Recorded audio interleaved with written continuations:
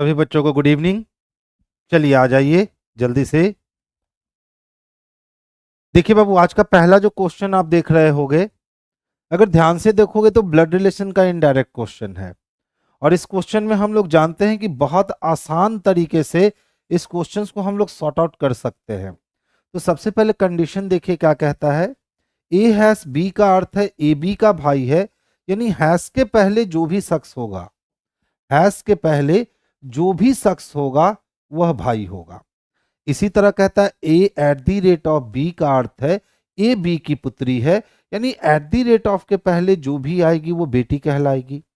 A and B का अर्थ है ए बी का पति है, यानी एंड के पहले मेरे बच्चों जो भी आएगा वो क्या कहलाएगी, तो पति कहलाएगा। और ए परसेंटेज बी का अर्थ है कि ए बी की पत्नी है, तो मेरे भाई परसेंटेज के पहले जो भी आएगी वो पत्नी कहलाएगी। गुड इवनिंग बाबू सब लोगों को। अब देखिए क्या कहता है। हमारे पास एक इक्वेशन दे दिया गया लंबा चौड़ा, और पूछ रहा है हमसे कि एन एफ से किस प्रकार संबंधित है। इसका मतलब है कि हमें एन के बारे में बतलाना है एफ से जोड़कर।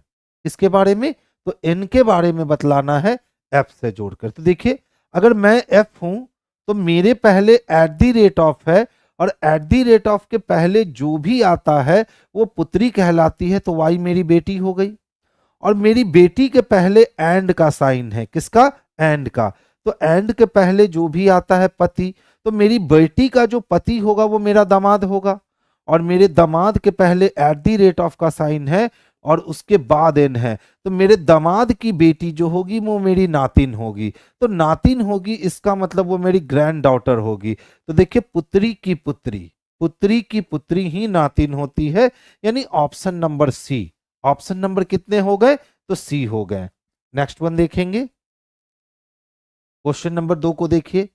सेम तरीके से कहा गया है ए हैस बी का अर्थ है ए बी का भाई है, A at the rate of B का अर्थ है ए बी की पुत्री है, ए एंड बी का अर्थ है ए बी का पति है, और ए परसेंटेज बी का अर्थ है ए बी की पत्नी है। क्लियर। अब देखिए क्या कहता है, फिर से एक इक्वेशन दिया और पूछता है डी एम से किस प्रकार संबंधित है। यानी डी के बारे में बतलाना है। किसके बारे में बतलाना है, तो डी के बारे में बतलाना है। ठीक है, किसके बारे में, तो डी के बारे में बतलाना है। तो चलिए हम लोग डी को पकड़ते हैं। हम हो गए एंड के, अगर हम पहले आएंगे तो मेरे पति होंगे, यानी मेरे पति कौन हो गए, तो बी हो गए। और मेरे पति की जी कौन है, तो बेटी है, तो पति की जो बेटी होगी वो अपनी भी बेटी होगी। और बेटी का कौन है, हैस, तो भाई, तो बेटी का भाई बेटा हो गया। और बेटे की पत्नी है डब्लू, तो जब डब्लू बेटे की पत्नी है यानी बहू है, और बहू को क्या कहते हैं, तो फादर इन लॉ कहते हैं। यानी डी एम से किस प्रकार संबंधित है। अच्छा, डब्ल्यू तक हम लोग पहुंच गए, डी तक ही पहुंचना था। हम हुए मेरा पति, मेरे पति की बेटी मेरी बेटी, और उसका भाई मेरा बेटा, यानी मेरा डी कौन है, तो डी मेरा बेटा है। यानी ऑप्शन नंबर डी जो है ना, यही सबसे बेस्ट वाला आंसर है। तो आंसर हम लोग लगा लेंगे ऑप्शन नंबर डी। देखिए अच्छा वाला क्वेश्चन है। अगर हम ध्यान से देखिए ना, तो 5 है। अगर हम 5 का क्यूब कर लेते हैं तो 125 होगा क्या। और इसमें फिर इसी 3 को जोड़ देते हैं यदि हम, तो 128 हो जाएंगे। इसी तरह से अगर हम 3 को लें और इसका क्यूब कर ले, तो 3 का क्यूब 27 होगा। और फिर से अगर हम 3 को जोड़ लेते हैं तो 30 हो जाता है। इसी तरह से अगर हम 7 का क्यूब कर दें तो 7 का क्यूब 343 होता है। और इसमें भी अगर हम 3 जोड़ लें तो 346 होता है। जबकि यहाँ क्या दे रखा है, तो 352 दे रखा है। इसका मतलब है ऑप्शन सी नंबर जो है ना वो अलग है। ऑप्शन सी नंबर क्या है, तो ऑप्शन सी नंबर अलग है। राधे राधे बाबू, आगे चल रहा हूं। देखिए कहता है not belong to that group. इस ग्रुप में कौन जो है ना वो संबंधित नहीं है।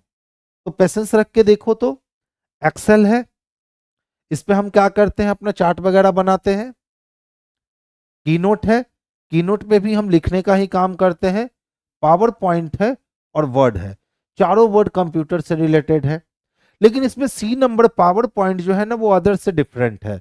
अब बोलोगे sir C number power point क्यों अदर से डिफरेंट है, तो देखिए ध्यान से समझिएगा। एक्सेल का यूज हम क्यों करते हैं, एक्सेल का यूज किसी डाटा को रखने के लिए करते हैं, उसमें टाइप करते हैं हम लोग, की नोट पे भी हम लोग टाइप करके ही रखते हैं और वर्ड पे भी हम लोग टाइप करके ही रखते हैं। लेकिन पावर पॉइंट का यूज आमतौर पे ग्राफिक्स के लिए किया जाता है, डिजाइन वगैरह बनाने के लिए किया जाता है, जैसे स्लाइड वगैरह बनाने के लिए भी हम लोग पावर पॉइंट ही यूज करते हैं। तो इसीलिए एक्सेल, की नोट और वर्ड इस सब पे हम लोग टाइपिंग करते हैं, लेकिन इस पे टाइपिंग नहीं करते, इस पे डिजाइनिंग करते हैं। इसीलिए हमारा आंसर क्या हो जाएगा, ऑप्शन नंबर सी। नासिर भाई यहाँ आइए।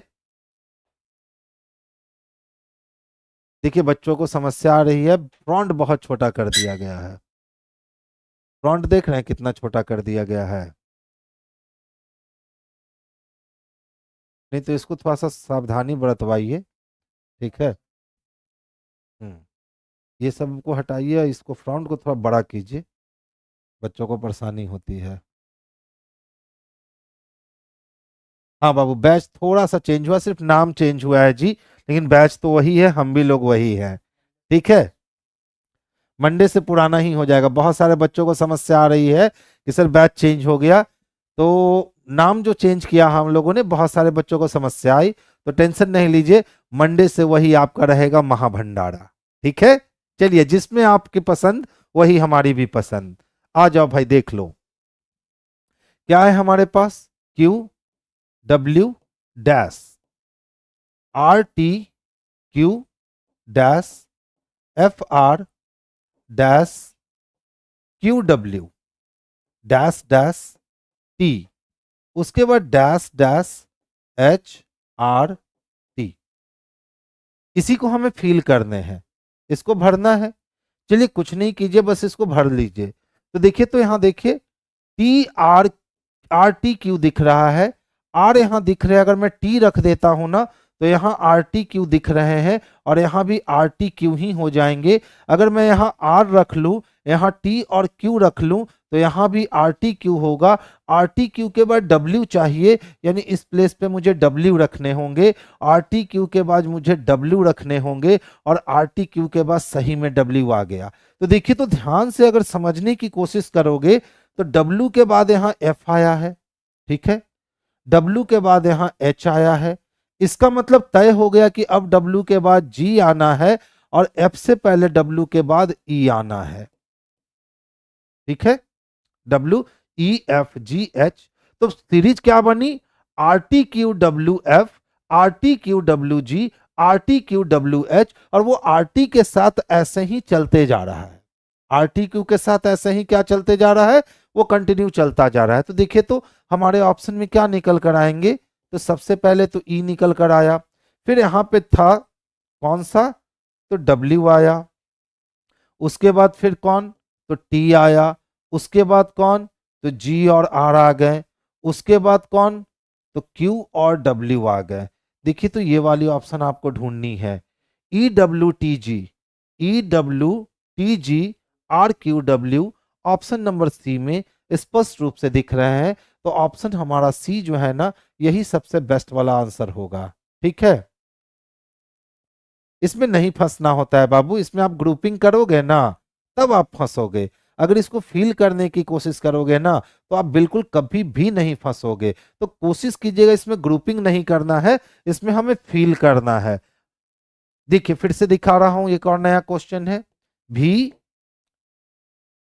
जे आर डब्ल्यू बी, फिर से डैश है, और दो बार डैश लेकर आर को रखा गया, फिर डब्ल्यू बी भी एल, फिर से दो डैश है, फिर से बी भी है, और फिर से दो डैश के बाद डब्ल्यू है। ध्यान से देखिएगा, ग्रुपिंग नहीं करना है, याद रखोगे, कभी भी भाई मेरे इसमें ग्रुपिंग नहीं करना है, बस इसको क्या करना है, फिल कर देना है। तो ध्यान से देखिएगा, तो भी के बाद जे दिखता है, भी के बाद एल दिखता है, और भी के पहले हमेशा ऑलवेज क्या दिखता है, तो बी दिखता है। भी के पहले अगर मैं यहां बी रख देता हूं, और यहां बी के बाद भी रख देता हूं, तो देखिए, तो बी भी जे आर हो रहे हैं, उसके बाद डब्ल्यू आ रहे हैं, बी भी जे आर डब्ल्यू, बी भी एल जे डब्ल्यू, देख लो एल जे डब्ल्यू। इसका मतलब है यहाँ जे है तो यहाँ के हो जाएगा और फिर यहाँ एल हो जाएगा, तो अगला टर्म क्या होना है, तो एम होना है, और एम के बाद क्या आना है, तो जे आना है। ब्लैंक में क्या निकल के आया, तो बी आया, भी के जे डब्ल्यू एम जे, ये निकल करके बाहर आ गया। अब इस वाले को ऑप्शन में आप ढूंढ लो कि भैया ये वाली ऑप्शन आपको कहाँ दिख रही है। तो देखो तो ये वाली ऑप्शन कहाँ दिख रही है, बी भी के जे नहीं है, बी भी के जे नहीं है, बी भी के जे डब्ल्यू एम जे चाहिए था, आर डब्ल्यू क्यों लिख रहा है। चलिए फिर से कोशिश करते हैं। VJ RW यहां है, बी के बाद भी दिखा, ठीक है, भी के पहले WR, ठीक है, बी के बाद मुझे क्या दिखा, भी दिखा, ठीक है, और एक छोड़ के W दिखा, तो भी के बाद 2 डैश के बाद W, भी के बाद 2 डैश के बाद W, भी के बाद 2 डैश के बाद W, भी के बाद 1-2 डैश के बाद W। बहुत बढ़िया। देखिए इसमें कुछ लोचा है, ठीक है, क्योंकि सीरीज हमारी यही बननी है, BVJRW, पहला हिस्सा खत्म, BVKRW, BVLJW और BVMJW। इसका मतलब बदल क्या रहा है मेरे पास, तो मेरे पास यहां से बदल रहे हैं JKLM, ठीक है, ये वाली ऑप्शन जाएगी, करेक्शन कर लो, ये वाली ऑप्शन जाएगी, करेक्शन कर लो। फ्रंट आज थोड़े छोटे हो गए हैं ना। देखिए जॉब का सफल बैच आपका स्टार्ट हो गया है, मिशन एलपी 2024।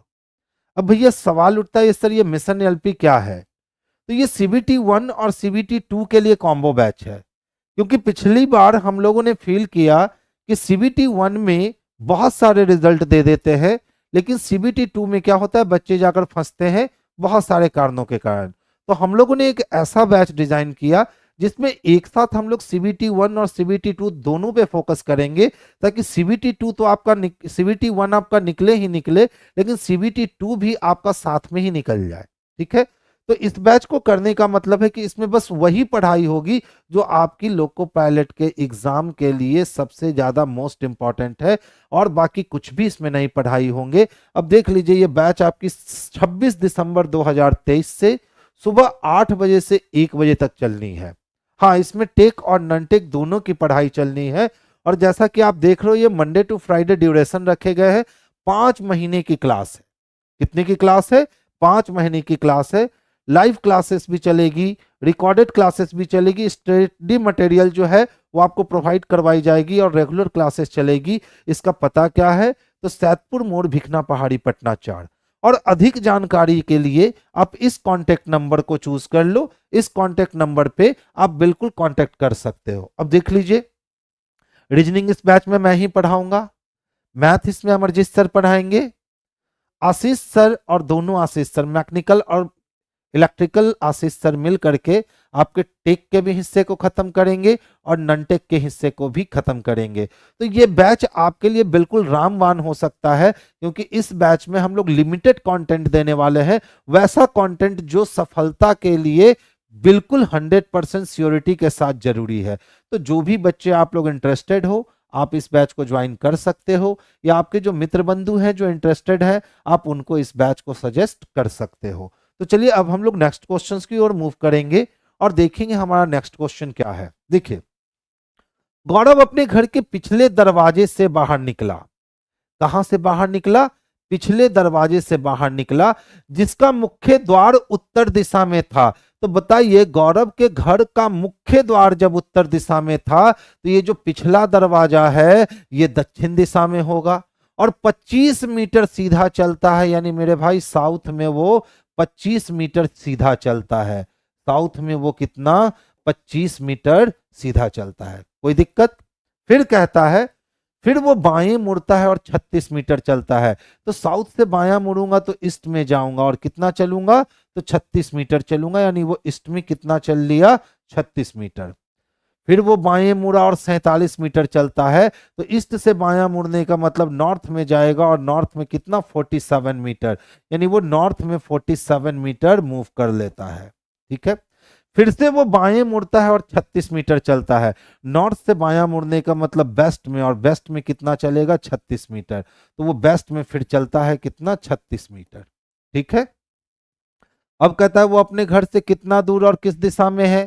तो ध्यान से देखिएगा, ईस्ट 36 से वेस्ट 36 कट गए, साउथ 25 से नॉर्थ 25 कट गए, 17 और 5 22, यानी नॉर्थ में बच गया कितना 22। तो वह अपने घर से अभी कहाँ है, तो नॉर्थ में है, और कितने मीटर की दूरी पे है, तो 22 मीटर की दूरी पे है। अब देख लो तो नॉर्थ में 22 मीटर कहाँ है, तो ऑप्शन नंबर सी में है। तो आंसर हम लोग क्या लगा लेंगे, तो ऑप्शन नंबर सी लगा लेंगे। नेक्स्ट वन देखेंगे। देखिए, रीता दक्षिण पूरब की ओर अभिमुख है, यानी अगर रीता की हम बात करते हैं तो रीता कहाँ अभिमुख है, तो दक्षिण पूरब की ओर देख रही है। सबसे पहले वो 135 डिग्री जब दक्षिणावर्त यानी क्लॉकवाइज चलेगी तो वो पश्चिम दिशा में देखने लगेगी। उसके बाद वो 90 डिग्री वामावर्त घूमेगी तो वो दक्षिण दिशा में देखने लगेगी, और फिर वो 45 डिग्री दक्षिणावर्त मुड़ेगी तो वो दक्षिण पश्चिम में देखने लगेगी, और उसके बाद 135 डिग्री एंटी क्लॉकवाइज मुड़ेगी तो अब वो पूरब में देखने लगेगी। वही पूछता है अब वो किस दिशा की ओर अभिमुख है, तो मेरे भाई वो अभी पूरब की ओर अभिमुख है, यानी ऑप्शन नंबर ए जो है ना, यही इसके लिए सबसे बेस्ट आंसर है। नेक्स्ट वन देखोगे। देखिए, ये वाली फिगर हमें चूज करनी है, तो अगर इस फिगर को हम कंटिन्यू करते हैं, इस फिगर को हम कंटिन्यू करते हैं, तो ये फिगर कुछ ऐसा फिगर निकल करके आने वाला है। ढूंढ लो ऐसा फिगर किसमें है। तो देखिए, तो अगर इस फिगर की हम बात करें तो ये फिगर 1 नंबर में दिख रहा है, और ये कहीं नहीं दिख रहा है, तो आंसर हमारा इसका 1 नंबर हो जाएगा। क्लियर है। कौन सा बाबू कविता इसमें प्रॉब्लम है, इसमें प्रॉब्लम है रे पागली, तो कुछ था ही नहीं रे बाबू, देखना। East, west, north, south. सबसे पहले वो कहां देख रही है, तो वो पूरब में देख रही है। पहला टर्न उसका था क्लॉकवाइज 135 डिग्री, तो 45 डिग्री, 45, 90 डिग्री, 45, 135 डिग्री। तो पहला बार में वो घूम करके कहाँ आ गई, ओफो। सबसे पहले वो कहाँ खड़ी थी, तो दक्षिण पूरब में खड़ी थी, यानी वो यहाँ खड़ी थी, और यहाँ से 45, 45, 90, 45, 135 डिग्री मुड़ी। उसके बाद वो 90 डिग्री एंटी क्लॉक मुड़ी। वामावर्त का मतलब क्या, तो एंटी क्लॉक मुड़ी, तो यहां से घड़ी की विपरीत दिशा में वो 90 डिग्री मुड़ गई।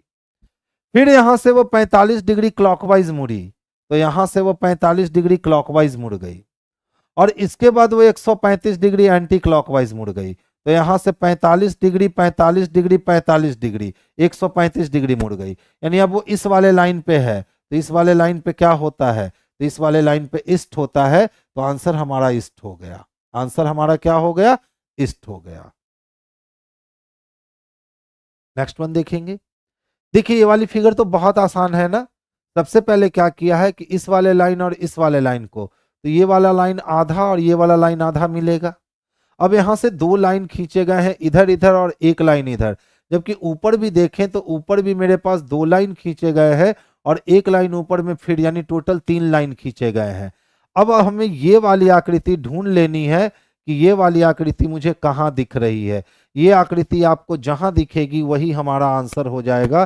तो देखिए, तो ये वाली आकृति मुझे किस में दिख रही है, तो सी नंबर में दिख रही है, तो इसीलिए सी नंबर इसके लिए सबसे परफेक्ट वाला आंसर हो जाएगा। तो आंसर हमारा क्या हो गया, तो ऑप्शन नंबर सी। पीडीएफ बाबू टेलीग्राम पे तो जाता है। देखिए, हाल ही में किए गए सर्वेक्षण से पता चलता है कि शहर में हो रहे मेट्रो निर्माण के कार्य की वजह से, ये क्वेश्चन शायद कल रिपीट हो गया था ना। हाल ही में किए गए सर्वेक्षण से पता चलता है कि शहर में हो रहे मेट्रो निर्माण कार्य की वजह से वायु प्रदूषण में थोड़े ही समय में 30% बढ़ गया। तो याद है कल समझाया था कि कि वायु प्रदूषण बढ़ने का रीजन क्या हो रहा है कि मेट्रो का निर्माण कार्य शुरू हुआ। ठीक है, अब मेट्रो का निर्माण कार्य शुरू होगा तो खुदाई होगी, और जब खुदाई होगी तो समस्या तो आएगी। तो कहता है एक्शन लीजिए, तो शहर में मेट्रो के निर्माण कार्य पे रोक लगा देनी चाहिए। हम ये नहीं कर सकते हैं क्योंकि ये लोगों के हित में जा रहा है। अगर मेट्रो सेवा आएगी तो मेट्रो सेवा जैसे ही आएगी लोगों का रस जो है, लोगों का आवागमन जो है वो आसान हो जाएगा और समृद्धि की ओर बढ़ेगा। तो बताइए, इसको हम अगर स्टॉप लगा देंगे यानी कि लोगों के समाधान को ही हम लोग स्टॉप लगा रहे हैं, तो ऐसा काम हम लोग नहीं कर सकते हैं। सरकार को मेट्रो के निर्माण से फैलने वाले वायु प्रदूषण के प्रसार की जांच के लिए पूर्ण निर्माण स्थल की जांच करने जैसी त्वरित उपाय करने चाहिए। अच्छा बताइए, बिना जांच किए हुए वो बता दिया कि 30% वायु प्रदूषण बढ़ गया है, यानी कहीं ना कहीं वो जांच किया है, तो जांच अब दोबारा क्यों करेगा? तो ये भी गलत हो गया। निर्माण स्थल से उत्पन्न होने वाली धूल को नियंत्रित करने के लिए पानी का छिड़काव करके साइट को गीला किया जाना चाहिए। हाँ बिल्कुल, हम ये एक्शन ले सकते हैं। अगर जहां से धूल निकल रही है हम बार बार पानी का छिड़काव उस पर करते रहें तो धूल उड़ेगा नहीं, और उड़ेगा नहीं तो हवा में मिलेगा नहीं। इसका मतलब कि ऑप्शन नंबर 3 जो है ना ये सही है। ऑप्शन नंबर 3 क्या है? सही है। किसमें है ऑप्शन नंबर 3? तो बी में है। तो आंसर किसको लगा लेंगे? तो बी को लगा लेंगे। पहले फॉर्म वगैरह फिलअप कर लीजिए। ठीक है बाबू, क्रैश कोर्स देने का मतलब होता है कि टोटल 40 क्लास से 50 क्लास की बैच चलेगी, उसमें टोटल चीजें जो है वो बिहार एसएससी के लिए एंड कर लूंगा। ठीक है, तो ध्यान से देखिए, तो सीरीज क्या है? WP TM QJ NG KD। Next one is what? Nasir भाई ध्यान दीजिएगा, कितना छोटा कर देता है, देख रहे हैं ना? अच्छा मैटर बड़ा है तो भैया आप इसको 2 स्लाइड बना दीजिए, क्या दिक्कत है? आधा इसमें रहेगा आधा उसमें रहेगा, या हिंदी आप इसमें कर दीजिए, इंग्लिश अगले वाले स्लाइड में कर दीजिए। हाँ, अब ये करने के चक्कर में इतना फ्रंट छोटा हो जाता है। अब जो बच्चे छोटा छोटा स्क्रीन पे देख रहे होंगे उनको तो और समस्या आ रही होगी, यहाँ बड़ा स्क्रीन पे नहीं दिख रहा है। ये मंडे से थोड़ा इसको क्लियर कीजिए, ठीक है? चलिए बाबू नेक्स्ट देखिए। देखिए तो 23 से 20 हो गया यानी 3 की कमी हो गई, और 20 से 17 हो गया 3 की कमी, 17 से 14 हो गया 3 की कमी, और 14 से 11 हो गया 3 की कमी। तो 11 में भाई मेरे 3 घटाएंगे तो 8 होगा, यानी एच आ जाएगा। अब देखिए एच से एक ही ऑप्शन है, सी आगे बनाने की जरूरत नहीं है, सी को आंसर लगा लीजिए, बिल्कुल आसान हो गया। टेंशन नहीं दीजिए, मंडे से सारे चीज अच्छे हो जाएंगे। ठीक है, देखिए तो ध्यान से, 1 2 3 4, 4 को खाली स्थान है। अब कहता है कि भैया इस खुले हुए पासे को मोड़कर जब आप बनाइएगा तो किस पासे का निर्माण होगा? तो सबसे पहले देखिए ये दोनों क्या है, स्टार और एरो अपोजिट है। यहाँ स्टार और एरो साथ में दिख रहे हैं तो ये तो संभव नहीं है। यहाँ भी स्टार और एरो साथ में दिख रहे हैं तो ये भी संभव नहीं है।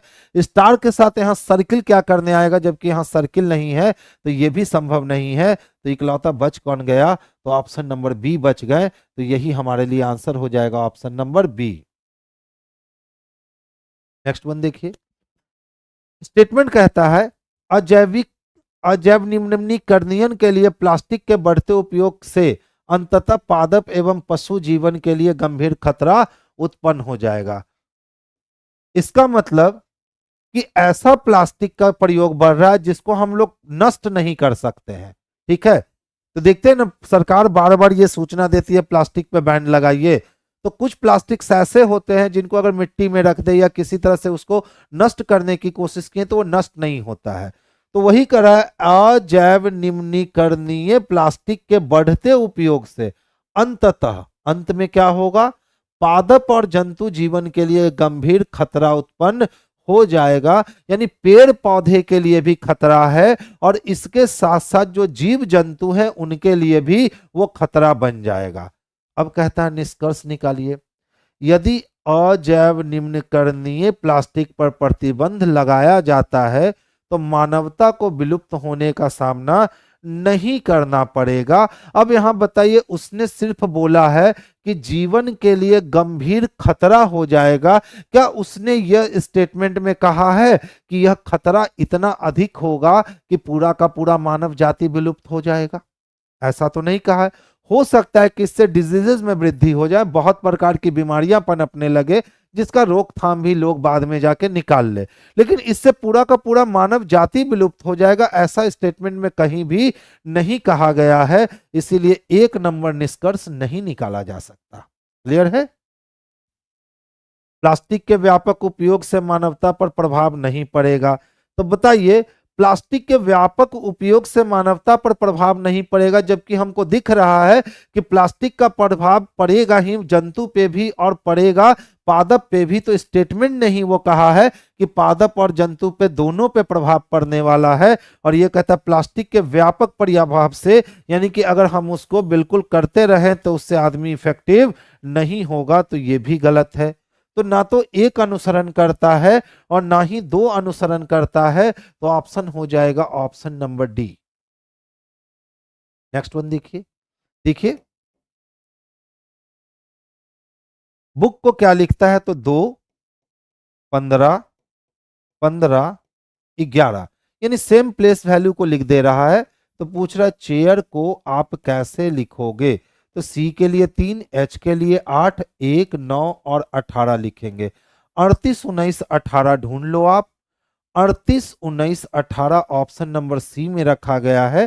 तो आंसर भी बंधु ऑप्शन नंबर सी ही जाएगा। नेक्स्ट वन देखेंगे,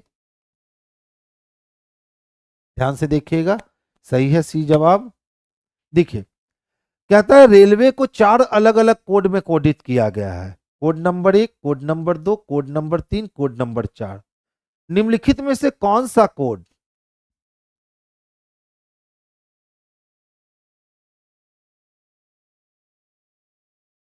देखिए, रेलवे को 4 अलग अलग कोड में कोड किया गया है। ठीक है। अब कहता है क्वेश्चन, निम्नलिखित में से कौन सा कोड बर्थ के लिए लिखने पर ऐसा इस्तेमाल होगा? तो देखिए, तो बी का अपोजिट क्या? वाई। ई का अपोजिट क्या? भी। आर का अपोजिट आई। टी का अपोजिट जी। और एच का अपोजिट एस। यानी क्या लिया गया है इस कोड को लिखने के लिए? तो अपोजिट लिया गया है। अब अपोजिट जिस कोड में है उसको ले लीजिए। तो आर का अपोजिट आई, ए का जेड, आई का आर, एल का ओ, डब्ल्यू का डी, ए का जेड, वाई का बी। देख लो तो किसी में है क्या? कोड 3 में है। कोड 3 किस ऑप्शन में है? तो ऑप्शन नंबर बी में है। तो ऑप्शन नंबर बी हमारे लिए सबसे परफेक्ट वाला इसका आंसर हो जाएगा।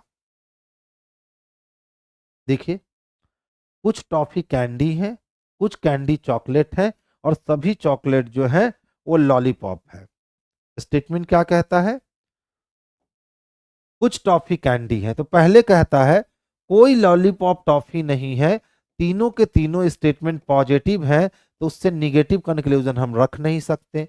दूसरा कहता है कुछ लॉलीपॉप कैंडी है, लॉलीपॉप को कैंडी से मिलवाने में चॉकलेट मदद कर देगा। दूसरा सही हो गया। तो 1 अनुसरण करता है, लेकिन 2 नंबर कहाँ गया इसका रे? 1 के बाद सीधे 3 लिखे हैं। चलिए बनाकर देखते हैं। जितना भी टॉफी था ना, इसमें से कुछ क्या थे? तो कैंडी थे। ठीक है। और कुछ कैंडी चॉकलेट थे। क्या थे? तो चॉकलेट थे। और सभी चॉकलेट क्या है? तो लॉलीपॉप है। जितने भी चॉकलेट हैं वो लॉलीपॉप है।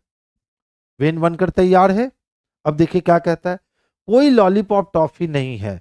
तो कोई लॉलीपॉप टॉफी नहीं हम तब कह सकते थे जब लॉलीपॉप और टॉफी के बीच में दुश्मनी होती। अगर यहां देखें तो टॉफी कैंडी को और कैंडी लॉलीपॉप को जानता है। अगर कैंडी चाह लेगा कि टॉफी और लॉलीपॉप मिल ले तो दोनों मिल सकता है, और कैंडी चाहेगा कि ये दोनों ना मिले तो नहीं भी मिल सकता है। ऐसे सिचुएशन को मैंने नाम दिया है इंटरकनेक्शन, कि इन दोनों वेन के बीच में क्या है? इंटरकनेक्शन। और यहाँ पॉजिटिव भी गलत होते हैं, निगेटिव भी गलत होते हैं, लेकिन इनके बीच यदि आप पॉसिबिलिटी कहोगे ना तो वो बिल्कुल 100% सही हो जाते हैं। ठीक है। क्या कहता है? कोई लॉलीपॉप टॉफी नहीं है। तो लॉलीपॉप और टॉफी के बीच में इंटरकनेक्शन का रिलेशन है, और जब इंटरकनेक्शन का रिलेशन है तो निगेटिव कुछ भी बोलेगा गलत हो जाएगा।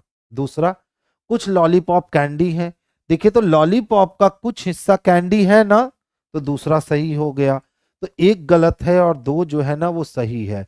तो हम क्या कहेंगे कि केवल दो अनुसरण करता है, केवल दो किसमें है, तो ऑप्शन नंबर ए में है। तो आंसर भी हम लोग लगा लेंगे option number A. Next one देखेंगे। देखिए, कुछ बैटमैन पुरुष और खरगोश दोनों है। तो क्या कहता है, सभी खरगोश पुरुष हैं, कुछ पुरुष बैटमैन है, और कोई बैटमैन खरगोश नहीं है। क्लियर है? कुछ बैटमैन पुरुष और खरगोश दोनों है। तो तीसरा नंबर तो कह दिया कि कोई बैटमैन क्या नहीं है, खरगोश नहीं है। तो जब बैटमैन खरगोश हो ही नहीं सकता, तो कुछ बैटमैन पुरुष और खरगोश दोनों कैसे हो सकते हैं? क्लियर है? फिर देखिए, कुछ पुरुष ना तो बैटमैन है ना ही खरगोश है। तो कुछ पुरुष बैटमैन है और कुछ पुरुष खरगोश भी हैं, दूसरा भी गलत हो गया। तीसरा कहता है कुछ बैटमैन खरगोश नहीं है किंतु वह पुरुष है। तो कुछ बैटमैन खरगोश नहीं है किंतु वह पुरुष है। कुछ बैटमैन ना तो पुरुष है ना ही खरगोश है। चलिए देखिए, अच्छा वाला क्वेश्चन है। जितना भी खरगोश था, ठीक है, ये सभी क्या थे, तो पुरुष थे। और फिर कहता है कुछ पुरुष बैटमैन है, और फिर कहता है कोई बैटमैन खरगोश नहीं है, यानी इन दोनों में दुश्मनी है। और वो भी दुश्मनी कैसी, तो 100% की। कुछ बैटमैन पुरुष और खरगोश दोनों है। क्या कुछ बैटमैन पुरुष तो हो सकता है लेकिन खरगोश नहीं हो सकता? कुछ पुरुष ना तो बैटमैन है ना ही खरगोश है। तो कुछ पुरुष ना तो बैटमैन है ना तो खरगोश है, जबकि कुछ पुरुष खरगोश भी दिखा और कुछ पुरुष बैटमैन भी दिखा। कुछ बैटमैन खरगोश नहीं है किंतु वह पुरुष है। तो कुछ बैटमैन खरगोश नहीं है लेकिन पुरुष है। सही है। कुछ बैटमैन ना तो पुरुष है ना ही खरगोश है। तो कुछ बैटमैन ना तो पुरुष है ना तो खरगोश है। तो खरगोश नहीं होंगे बैटमैन चलेगा, लेकिन पुरुष तो है, तो गलत हो गया। यानी ऑप्शन नंबर सी जाएगा। अब पूछ रहा, दिए गए कथनों का अध्ययन करके बताएं कि कौन सा निष्कर्ष तार्किक रूप से कथनों का पालन नहीं करता है, जबकि यहां होना चाहिए था कथनों का पालन करता है। यहां क्या होना चाहिए था, कथनों का पालन करता है। कौन करता है, तो सी नंबर करता है। वृद्ध व्यक्तियों को कठिन व्यायामों से बचना चाहिए। तो बोला कि जो भी वो ओल्ड एज हो जाते हैं उनको हार्ड वर्कआउट करने से बचना चाहिए। निष्कर्ष, युवाओं के लिए व्यायाम आवश्यक नहीं है। युवाओं के बारे में तो जानकारी ही नहीं है कि आवश्यक है कि नहीं, तो पहला गलत हो गया। कठिन व्यायाम से कंडराओं को नुकसान पहुंच सकता है। अब वृद्ध व्यक्तियों को कठिन व्यायाम से बचना चाहिए, और कह रहा कठिन व्यायाम से कंडराओं को क्या हो सकता है, तो प्रॉब्लम हो सकता है,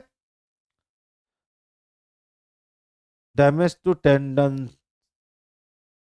बिल्कुल हो सकता है, इसीलिए बचना चाहिए। तो हम लोग 2 नंबर निष्कर्ष निकाल सकते हैं, यानी 1 नंबर गलत है और 2 नंबर सही है। 6 लड़के हैं, कौन कौन है, PQ RST VW, उनकी आयु के आधार पर तुलना की जाती है। किन्हीं भी 2 लड़के की आयु समान नहीं है, केवल 4 लड़के क्यू से आयु में छोटे हैं। तो कितने लड़के हैं, तो 1 2 3 4 5 और ये 6। अब कहता है केवल 4 लड़के क्यू से आयु में छोटे हैं, इसका मतलब क्यू को कहां होना चाहिए, तो क्यू को 2 नंबर पे होना चाहिए, तभी इसके नीचे केवल 4 लड़के ही हो पाएंगे। एस पी और आर से आयु में बड़ा है। तो एस आयु में किससे किससे बड़ा है बाबू, तो पी और आर से आयु में बड़ा है। टी डब्ल्यू और एस से आयु में बड़ा है। और टी किससे बड़ा है, तो डब्ल्यू और एस से आयु में बड़ा है। इसका मतलब है कि टी को एस के ऊपर चले जाना चाहिए। काम खत्म हो गया।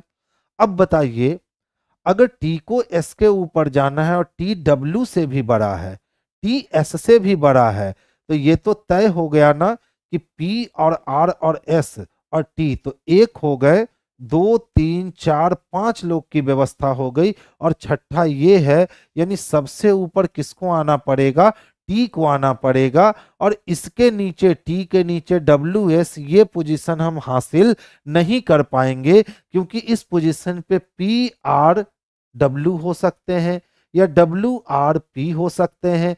तो पूछ रहा है इनमें कौन आयु में सबसे बड़ा है, तो टी ही आयु में क्या है, सबसे बड़ा है। कौन आयु में सबसे बड़ा है, तो टी आयु में सबसे बड़ा है। नेक्स्ट वन देखेंगे। अच्छा, आज का ये लास्ट क्वेश्चन था, 20 नंबर हो गए। तो चलिए आज की सभा यहीं बर्खास्त करते हैं। अब ध्यान से सुनिएगा। जैसा कि बच्चे आप परेशान हो रहे थे कि सर महाभंडारा एंड हो गया है क्या, हम लोगों ने नाम बदले थे, पोजीशन वही थी। जैसा कि बच्चों का डिमांड था, नहीं सर महाभंडारा ही कर लो, तो ठीक है बच्चे, आप लोग की डिमांड सर्वोपरि है। मंडे से इस बैच को हम महाभंडारा के नाम से ही चलाएंगे, और जैसे पहले बैच चलती थी वैसे ही बैच चलेगी। यानी पहले आर्ट्स चलेगा, फिर रीजनिंग चलेंगे, फिर मैथ साइंस चलेगा, और फिर मैथ चलेंगे। कंटिन्यू चलेगी, बीच में लिंक आपकी और हमारी नहीं टूटेगी। क्लियर है? क्योंकि वो मुझे भी अच्छा लगता था, लिंक बिल्कुल नहीं टूटता था। बिल्कुल सर जाते, हम मैं पहुंचता था, सर क्लास छोड़ते थे, फिर सर पहुंचते थे, मैं क्लास छोड़ता था, तो इसमें कंटिन्यूटी बरकरार रहती थी। ये बार बार आपके पास जो लिंक जाता है, तो लिंक के कारण बहुत सारी कंटिन्यूटी जो है वो धीरे धीरे आपकी खत्म होने लगती है। तो मंडे से फिर से हम लोग वही काम करने वाले हैं। हम लोग फिर से महाभंडारा बिल्कुल अच्छे से 6 बजे से लेकर रात के 10 बजे तक वो कंटिन्यू बैक टू बैक चलती रहेगी। तो चलिए आज की सभा हम लोग यहीं बर्खास्त करते हैं। अब नेक्स्ट मुलाकात हमारी मंडे होगी, और ये इस बार Monday to Friday continue exam तक रन करेगी, बीच में कोई स्टॉपेज नहीं है। ठीक है, गाड़ी इस बार बहुत लंबी चलनी है। सभी बच्चों को गुड नाइट।